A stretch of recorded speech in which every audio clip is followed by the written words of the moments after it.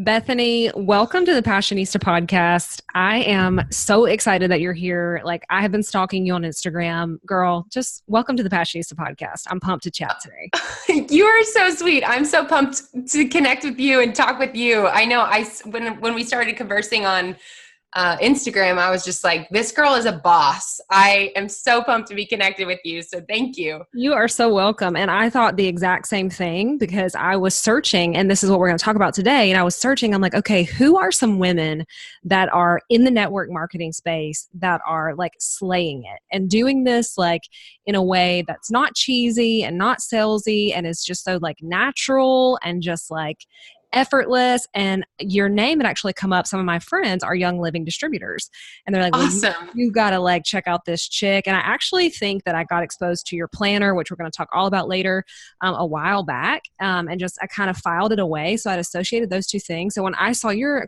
account, I was like, this is a boss. This is amazing. So, okay. So for everyone that doesn't know you, can you tell us a little bit about who is Bethany Shipley? You know, who you are, what you do, and tell us your story. Yeah. Okay. Well, I'm 26 years old. I'm a mom of 3. I live in Kansas City, Missouri with my husband. We don't have any animals because as much as I love animals, it's not a good time for our family. My kids are ages 4, 3, and almost 10 months. So we are in the throes of... Bless your heart. Bless you. Yeah, thank you. The good news is, though, my son just started sleeping through the night. So I know all the mamas around the world can just like hear the angels singing for me right now. And so my dad actually is my assistant. So that happened about 1.5 years ago. So my parents live here we call it a compound, but they actually live in an RV in our driveway. Oh gosh. I know. Perfect. It's so classy. Or I think our neighbor is like fed up with us, but we have a great time and we do everything just as a collective group. And it's been really fun. So amazing. And so amazing. Okay. So, and for the listeners though, like you are like, you know, you've got these kids, you're like live such a cool life. I want you to take people back because for those that don't know, Bethany, it was the youngest ever diamond in Young Living history. Is that correct? That's correct. Yes. Yeah. And so at the time you were 24 years old with 2 children and you like did this thing. So bring us back and tell us your story of getting involved in network marketing and why, and like take us back on time travel. I want to hear it. Okay, sweet. Well, okay. So I got married when I was 19. My husband was 20. We were very young. And when we got married, I had literally no idea what I wanted to do with my life. And it felt like the only thing that was sure was him, you know, and I had known that for several years, but I just didn't know kind of like career wise, what would be my journey. And so I had gone to college for 1 semester and I love college, but I did not love the idea of bringing debt into a marriage where I really had no idea what I was going to do. Yeah. So when we got married, I literally did nothing. Like, girl, I wanted so badly to have a passion. I would walk to the thrift store, buy books and sell them online that were like, you know, maybe college students dropped it off.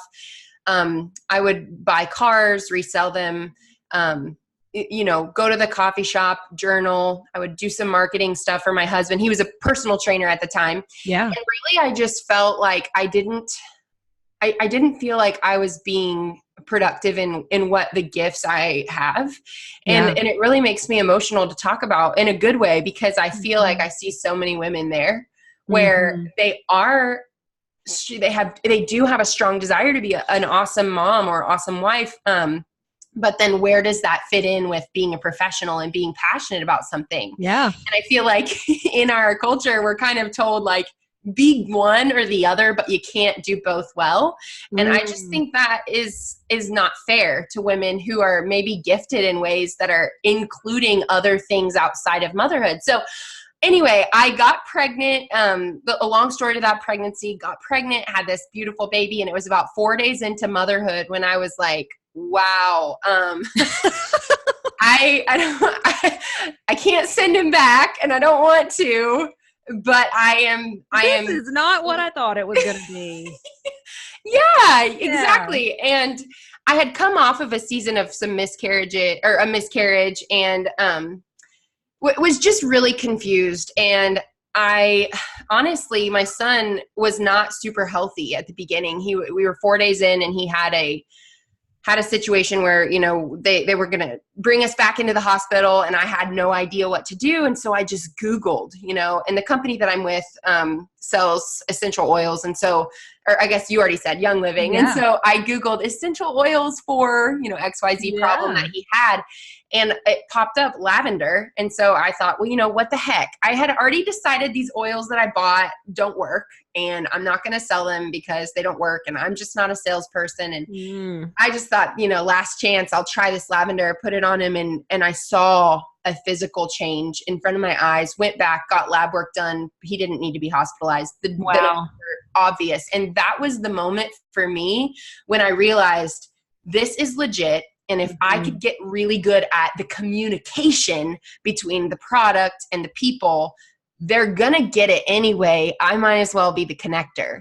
Absolutely. And that journey, was that decision that I made. And I'm very particular about saying that because it was a decision in a moment. It was about a few weeks after that experience.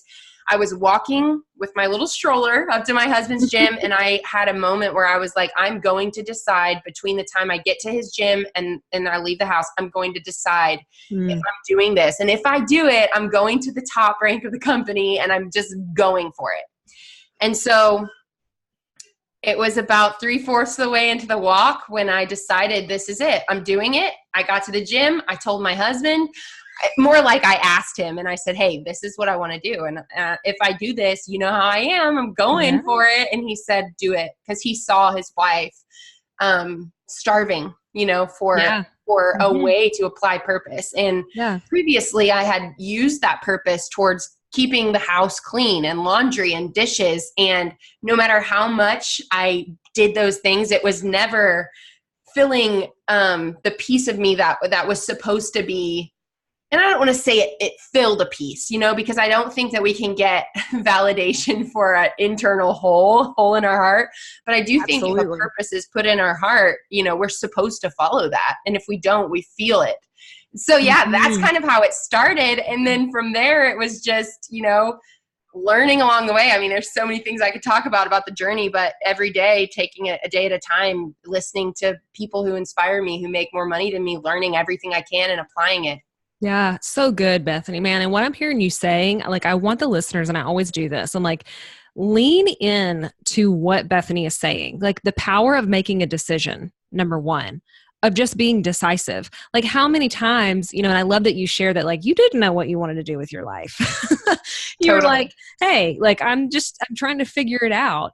And you went where you had a story, where you had a result. And you would probably agree with me on this, Bethany, is that like network marketing many times, like business entrepreneurship is just a vehicle. Like it's just a vehicle. Absolutely. It doesn't matter. Absolutely. It doesn't matter like if it's doing a podcast or if it's selling Young Living or if it's baking cakes or like whatever that thing is, it's just a vehicle for you to use your God-given gifts like you're talking about, Bethany. Yes. Like, cause we're meant to, that's a part of being fully alive is using what we've been given. And I mean, I love how that came full circle and like what you said about there's going to be something missing from you when you're not using your gifts. Yes. Because that's what makes you you. That's what makes you human. Absolutely. And even something that we're doing, I have a team call tonight. And one of the things that I'm preparing to chat about is in these journeys that we're all on these individual journeys. You're on your podcast journey, you know, and you're building women and teaching how to fulfill your purpose. And I'm on this Young Living journey doing the same thing, you know, we're all doing the same thing. Every obstacle that we come to, every roadblock is literally a mirror to say, hey, I either have a skill to learn here or I have personal development to do here. And that is what makes this whole thing worth it. Because the money is extra. The relationships, amazing. Yeah. But like who we become in the process is like way more valuable than $1 million a year or whatever marker we're going for. So girl, you preaching. Yeah. You speaking my language, man.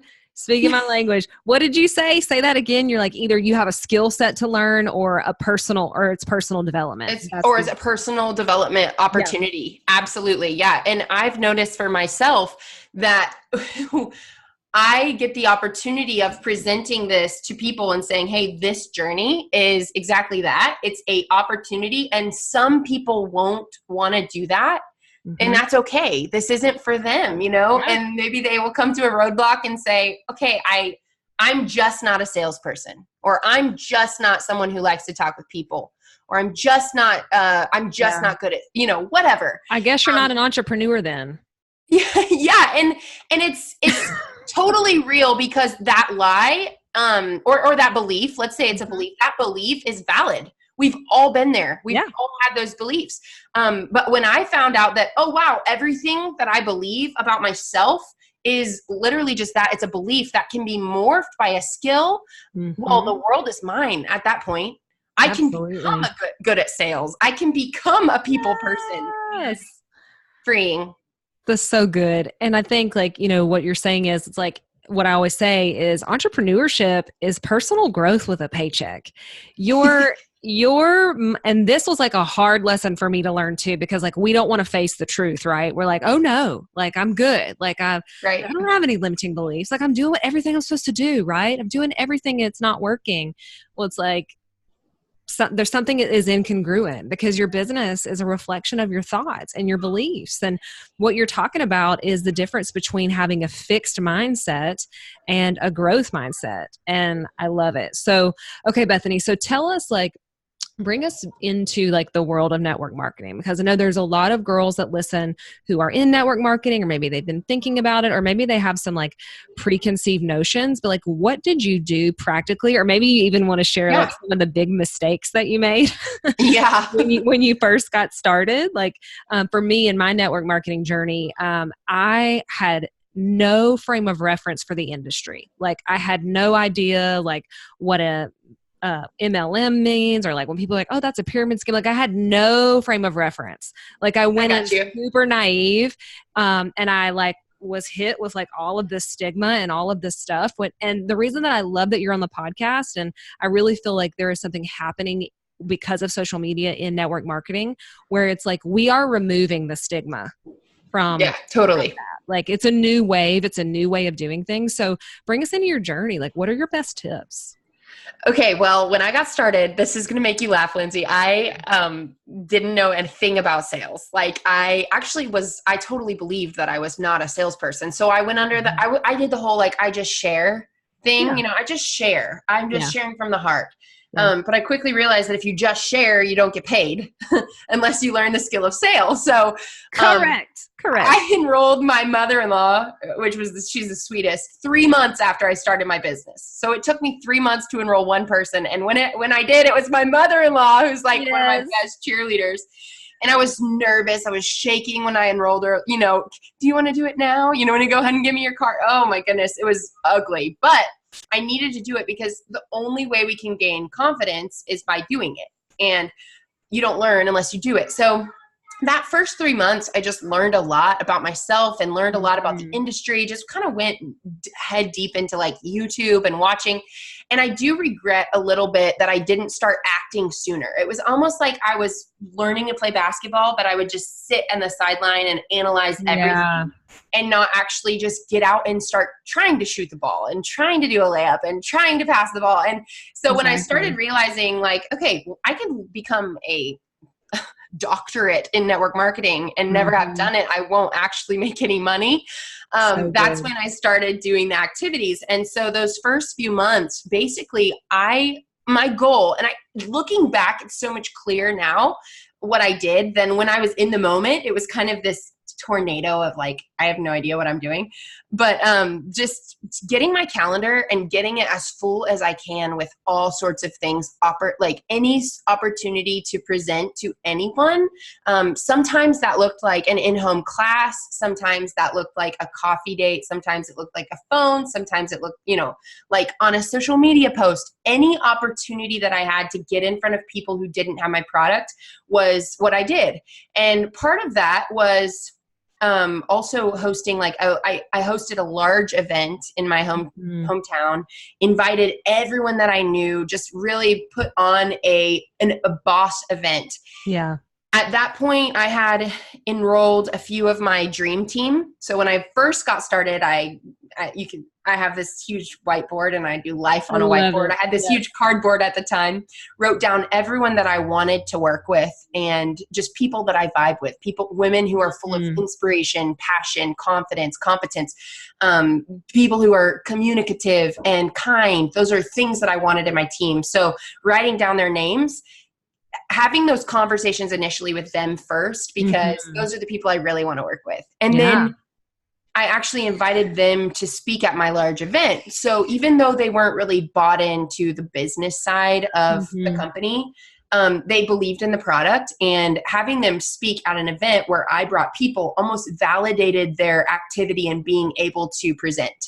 Yeah. So they left that presentation feeling like, okay, now I can go into my work and share the same thing. I've already been applauded for it, so I know I can do this. And I think that was really the birth of a lot of leaders in my team. After that, I kind of realized that I could enroll as many people as I wanted every month, or sponsor, whatever your company term is. Yeah. But until I really tapped into an ability to train leaders, I would only go as far as I could touch. So that's not very far. I can probably have maybe 4 or 5 quality coaching calls per day between the time I organize it and have, the conversation and follow up and all that. So really that's only 4 or 5 enrollments a day, which if I'm 100%, which I'm not at all. So let's say I enroll 4 to 5 a day. That means that I'm missing out on 100 people in my team enrolling 1. So versus, imagine 100 people a day in your team versus 4 or 5. So, and also I know it kind of depends on the company that you're with and how the payment structure works and how the organization works. But what I realized is, for me, I really needed to tap into training a team. So that's when I really upped my game on a leadership training standpoint. And honestly, this is where I love. This is what I love, because this is the moments where you can be chatting with a friend and kind of say, okay, so you just, you said this and I'm hearing this. Is that what you really believe? And have almost these like intervention moments with people. Yeah, you're coaching them. Yeah. And I feel like it's like a drug to me. Like I love breakthrough. It's just, it lights me up. So I really tapped into that in, I would say, the end of year 1. Year 2, just continuing to do both of those things. On one hand, enrolling, engaging, expanding my network, which meant like meeting people out and about, getting out, saying hi, going to networking events, even saying hi at the grocery store. I mean, I never feel like I'm inauthentic, so it always feels natural. Yeah. I make friends everywhere I go. It's just part of, last night, you're going to love this. Last night, my husband and I went to Chipotle like we do 4 times a week. And I met a woman in the parking lot who was in labor, and she was like over her car, breathing. I could totally tell she was in labor. So the way that I meet friends, and it's kind of, I'm kind of just talking your ear off, but no, I love it. I'm like, how do you make friends in public? Yes, it's a compliment. Girl, she's about to go into labor. I'm like, girl, you've got this. You are amazing. Your body's about to do this. And it's just like that empowering moment. And she said, thank you. I'm in labor right now. I said, girl, I can tell. I just told my husband, I said, hey, before you have another contraction, I'd love to be friends on Facebook, because I want to see this baby when you have it. She said, okay. I said, what's your name? I looked her up. Boom. Added her on Facebook. She headed to the hospital. Done. Wow. And I'm risking... what am I risking in that moment? I'm risking that she's going to look at me and be like, this girl is crazy and she wants to be my friend. But because I truly in my soul know that I want to be her friend, she's going to rock it. I just gave her a compliment. And worst case scenario, she doesn't want to be my friend. I just gave a compliment. Like, I'm not out anything. Nothing to lose. Yeah. What do you have to lose? Man. So I add, 2 to 3 people a day to my network. And so that's like 600 people a year, which is pretty crazy. It's amazing. Okay. So let's just like recap, because I hope that everyone is like, especially guys, if you're in network marketing, I want you to understand that Bethany is like, what she just gave you in like less than 5 minutes is multi-million-dollar training. Like, I want you to get it. I want you to lean in. And Bethany, I don't know if you can say on here, and it's okay if you can't, like, what does the average diamond in Young Living make? Like, I can. According to youngliving.com/IDS, that's the income disclosure statement, the average diamond is making around $34,000 a month. And the top rank of the company, which is, I have 2 more ranks to go. So there's Crown, Diamond, and Royal. The average there is a little over $100,000 a month. Absolutely. So my goal is obviously Royal, Crown, and our team's headed there. But it's crazy. You know how that is. The income. Absolutely. So guys, I want you to understand that what Bethany just told you, and we're going to break this down piece by piece. This is the basics. It's the same thing. Whether you want to make $1,000 a month, or you want to make $30,000 a month, or you want to make $100,000 a month, it's just duplicating that over and over. So like, number one, get off the sidelines and start taking action in your business. I see this all the time. And like, even with people that come on my team, like, they'll sign up, they'll get their stuff, they'll get their distributor kit or whatever it's called in your business. And I'll be like, hey, who we talking to this week? Like, what you've got in the pipe? And they're like, well, I'm still like organizing all my oils or all my stuff. I'm like, what do you need to organize? There's nothing that you need to organize. Like, who do you know that we can talk to? So get off the sidelines, right? Start taking action. Stop trying to research everything and make sure that you're sure. Like, take action on what you're doing. Okay. The second thing that I heard you say was get in front of as many people as possible. Yeah. Right? Like, you're consistently like having events, going to coffee. You cannot sit in your home and never see anyone or never talk to anyone ever and think that you're going to build a business. Correct? Oh, yes. Yeah. And wouldn't you say that too? Like, that's probably one of the biggest things that holds people back in network marketing is this whole social, concept of like, oh, like, you're actually going to have to talk to people. Absolutely. Yep. And that's a mirror. Yep. Yeah. And build friends. And so, and the other thing that I'm hearing you say is like, don't be afraid to just be a friend. And like, start with a compliment. And like, even if you're an introvert, this is something that I train on all the time, because introverts, I think a lot of people use the excuse of being an introvert to not be successful in their business. And I'm always like, listen, there is a difference between being an introvert and social skills. If you want to build a business, you have got to develop social skills. And I saw actually in your planner, one of the books that you recommend your people read is How to Win Friends and Influence People. Yes. That's so good. And complimenting is one of the things. It's just easy. It's an easy way in. And then the last thing that you said was, if you really want to build wealth in your network marketing business, it's all about growing leaders. It's all about, and I love that you said this, because I think so many people don't do this in their business, is they don't like handpick who they want to work with. Yeah. Like Bethany, like what I'm hearing you say, like, you stood in this place of massive abundance. Like, you weren't like scarcity. You weren't like, sign up anybody that's breathing and, yes. like, just sign up. Like, we gotta, take anybody. You were like, no, I'm going to start with some boss women who do I want to work with? Because like, if I'm coaching you, right? Like, if I'm like pouring into your life, I want to make sure that it's somebody that I actually enjoy being with. So I love that you said that you handpicked your leaders. I feel like that's a game changer. And not to say that you don't wait around or that you like judge, because you never know who's going to do well in this business, but like, you really like called that in from a place of total abundance.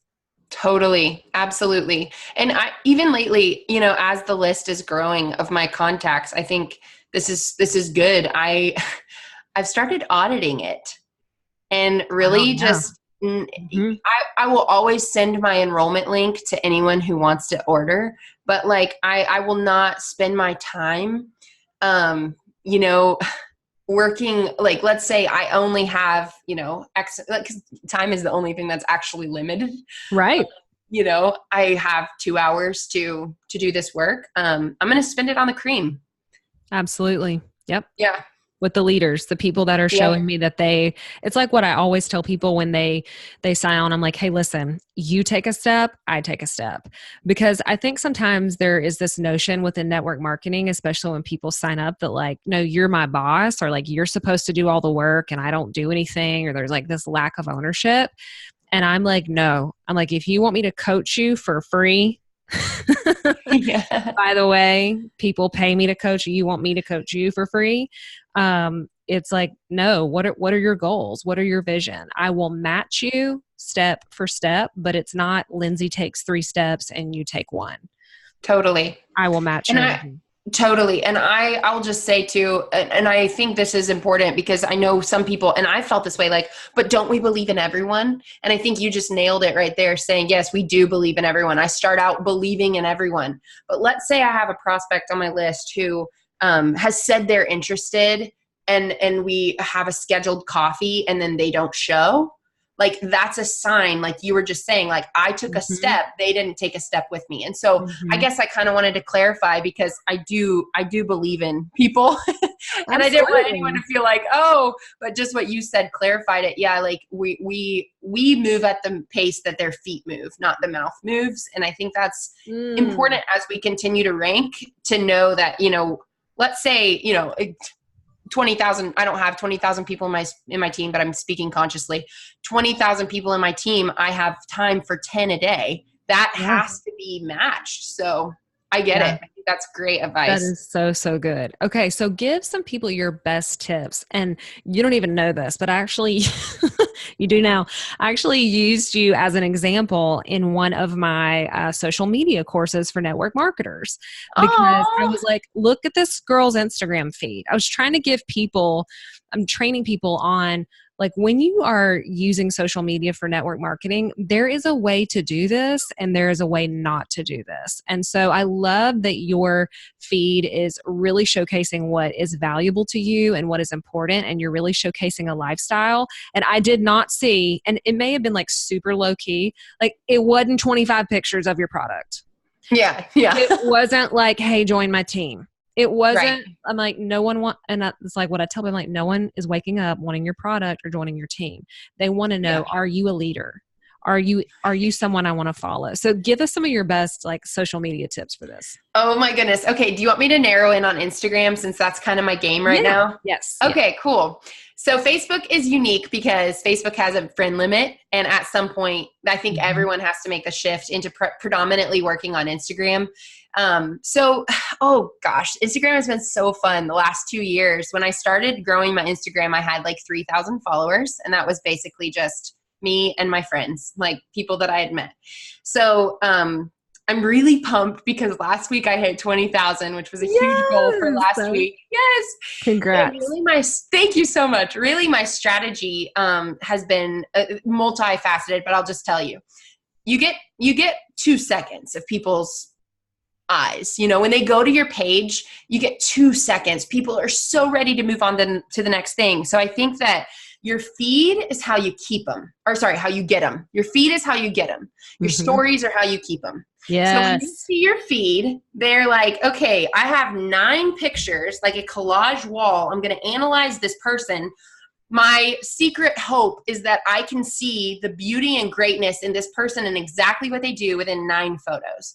So I always challenge people when I'm coaching about Instagram, like, kind of map out what are the predominant areas that make your life a full circle. So for me, I have like a slice that's family, like a slice of the pie, you know, that's my family, my kids, they're so important to me. I have this slice of me that's like, I'm so goofy and like kind of silly and fun and happy. I have like a lighthearted spirit about me. So that's one slice. Of course, my relationship with my husband is huge to me. I love him so much. I think he has so much greatness. I want people to see him. And then there's, you know, the business side, and then there's like the product side. And so my goal is that somehow my entire pizza or pie is shown in those 9 squares. So that's the first thing. The second thing, so there's an app and it's called UNUM, UNUM, and it can actually, there's many apps that can do this, but this one you can like lay out your feed. So let's say you have a beautiful picture of your daughter and you're like, oh, I want to post this on Instagram. You can upload that photo into your UNUM app and it will almost be like what your feed would look like if you were to upload that. Yeah. And so I found that several times I'll be like, oh, I'm enjoying this coffee. This is such a cute picture. I'm going to post this. When I load that photo into UNUM, I realize that, let's say 1, 2, 3, 4 photos back, I also did coffee. So if you were designing a collage wall, you wouldn't put 2 pictures of coffee next to each other. You'd probably put one here and then, let's say crisscross diagonally, one over here. So it's kind of balanced. Yeah. And so I've noticed that planning out Instagram feed that way really helps me. Of course, having kind of a somewhat curated feed with colors just to make sure it does look appealing to your audience. So I did some coaching with a guy who's a weightlifter, and his audience literally does not care about a curated feed. They just want pictures and videos of him lifting all the time. So it kind of depends on your audience. Now, stories are a whole other fun game because stories are a habit that we have to just get into. And what we're doing here is we're letting people peek into the window of our home. We're letting them see what our life is like. And our goal is to get the best parts of us living every day so that when we turn on our story, it's just automatically magnetic to people. So for me, whenever something makes me laugh or evoke any sort of emotion, that is a habit trigger to Instagram story. So today I was driving and I realized my car was on empty, and I was a mile from the gas station. So when I pulled into the gas station, I pulled up my story, and there's a little feature on the story that's called super zoom, and you can choose what mood you want to play, and so I played the sad, and the leaves are falling and it looks like the world is gray. And so I just zoomed in on the 0 and I'm like, whoo, that was close. Cause now everyone's like, that's kind of funny. I don't know. It's just like intriguing. So and of course, when things make me laugh, that's the best because people love to watch other people having fun. And so, yesterday I remembered when I was 15, I got a job at Culver's and I wore a suit to my interview, like a full on suit. I was, just dressing for the job I wanted. That's hilarious to me. So I was retelling that story. So I think that's a good kind of baseline. Like when something makes you feel emotion, try to capture that on Instagram and play around on the stories, add, click buttons and draw and add stickers and just see, because it makes it fun to watch. Now you can have the best feed, you can have the best stories, but if you're not getting discovered, you won't get follows. And so anything that's going to make other people share your content, anything that would make a friend think of their friend, that's a great thing to post. Any quote that people would add to their story, hashtags that are in your niche market. There's a app, it's called Plan, PLANN. You can find, you know about all this, I know, but you can find all these hashtags that have a certain amount of a certain amount of hashtags. So and you can tell me if I'm kind of going overboard. I'll end with this hashtag thing, and then you can tell me if you want to know more what about it.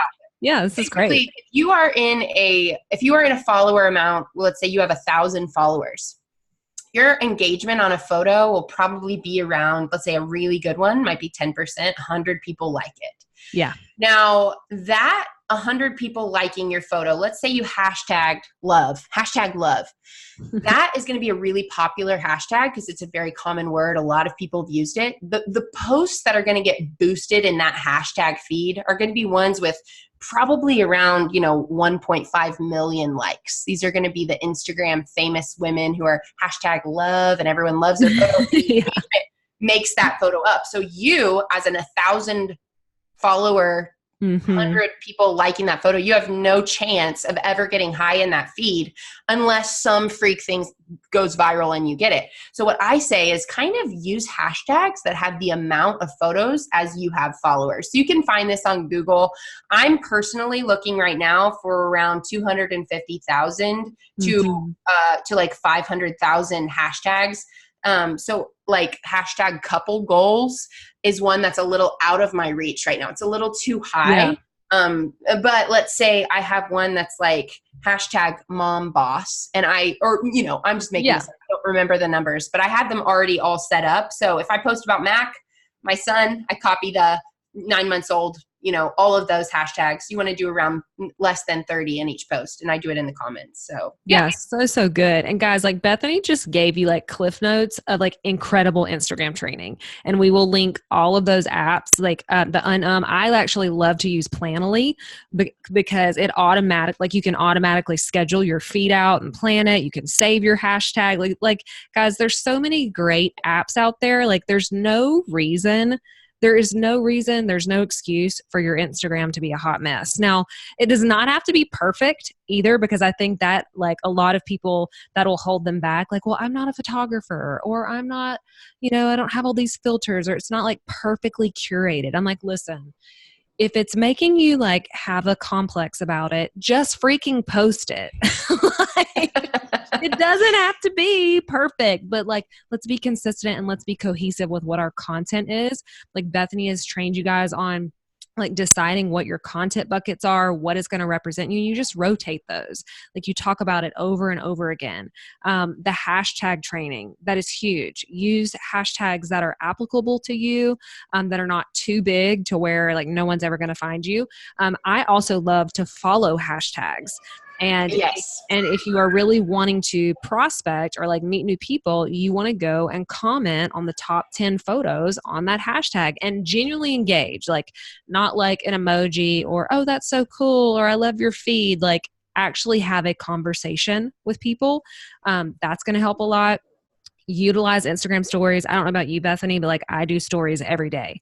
I might take a break on Sundays because that is where I convert people. That is where I actually am building relationships. I'm in the DMs. I'm talking with people.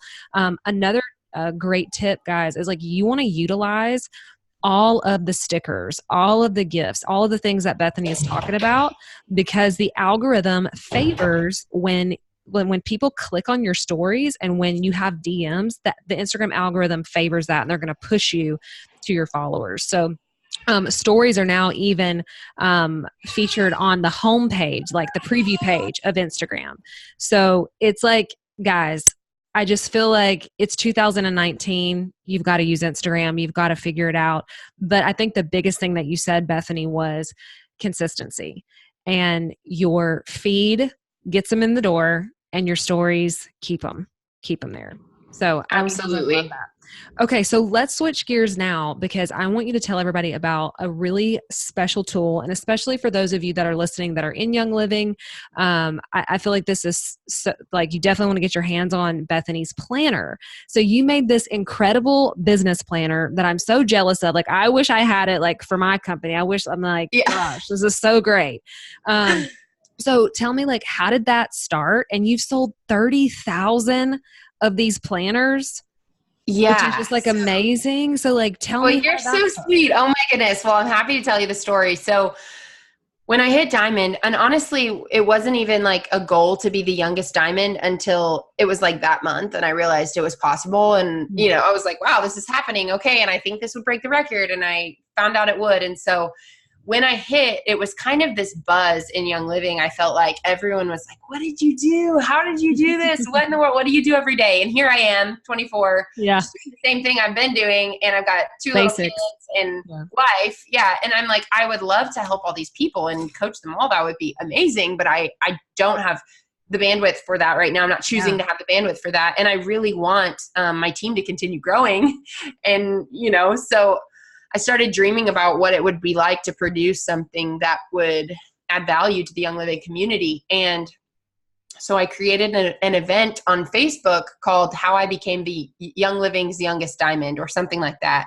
And I was going to do a training on just some of my top tips. And then I was like, if I do this planner, it'd be really great to like link it here. And that would be great. Cool. It went really incredible. There were a lot of people that joined in and watched.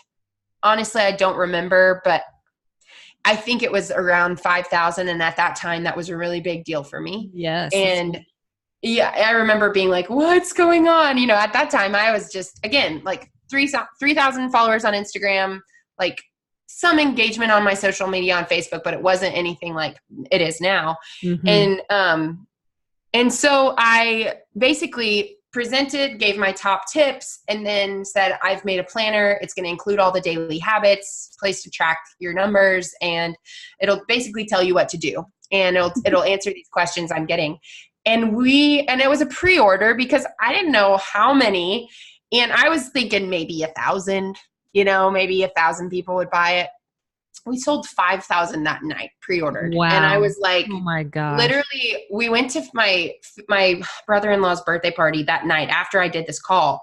And I wasn't even present at the birthday party because my PayPal just kept like, you received $28, you received 28, you received 28. And it was just like, the number kept growing. And I kept looking at my husband, Eli, and I was like, we've just like made like a crap ton of money in the last 12 hours or like 12 minutes. I don't know what to tell you.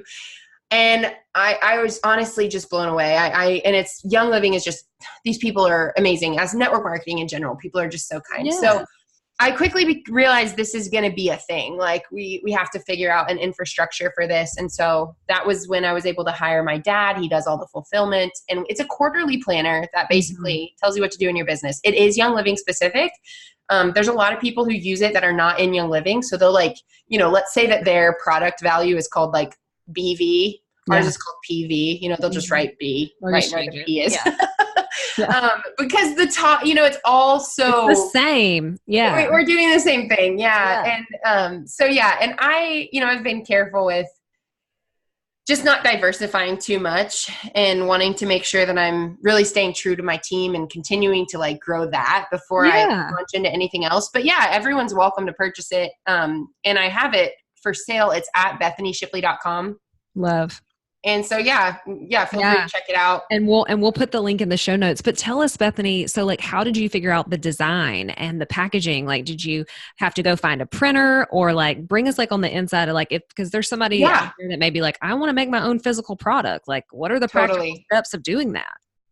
Totally. So that was totally a learning experience for me. I produced a little like magazine the month I hit Diamond, the month after. I needed like a mental project that was not related to Young Living, or not that it was not Young Living, but I just needed to kind of decompress everything. Yes. So I spent the 3 weeks, I took a week off and traveled to Atlanta, taught a class, and then traveled back with my son, just had some good time with him. And then, because I basically felt like I didn't see him the last week of the month of when I hit Diamond. So then the 3 weeks that I kind of took off, I was just, making this magazine. I have a friend who is a print broker. Okay. And so he like kind of hooked me up with that, taught me some stuff on that. I did the design of the magazine. And then after that kind of just felt like, okay, I've got a feeling for this. And then with the planner, I wanted to outsource the design. So I found a graphic designer that I loved, and we've since even switched graphic designers. So it's just, the process now is streamlined. Basically, you find a graphic designer or you do it yourself. You find a printer or print broker. And then you can, basically just, what I want to warn on is, and maybe not warn, I don't know, just, I'm really glad I did pre-sale. I'm really glad I did pre-order, because you don't want to put yourself in a position, especially with something time sensitive like a planner. Put yourself in a position where you have to hustle to move product. And that's not necessarily my fun. Like that's not what I do for fun. So I love it. That is so great. And I actually like teach all my clients that like pre-sell your courses, pre-sell everything. Like don't spend any time making it.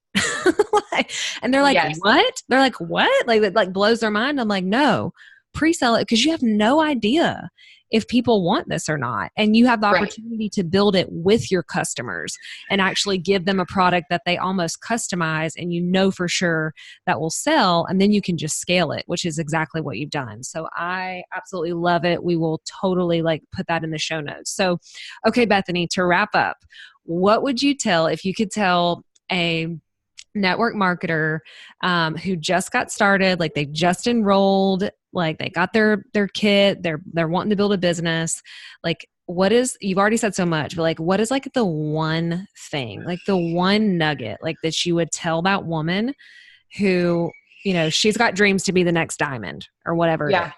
What's the one thing that you would tell her?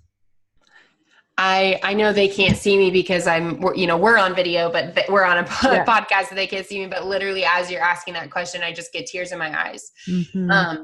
Because it feels like there's so much at risk if they choose to quit.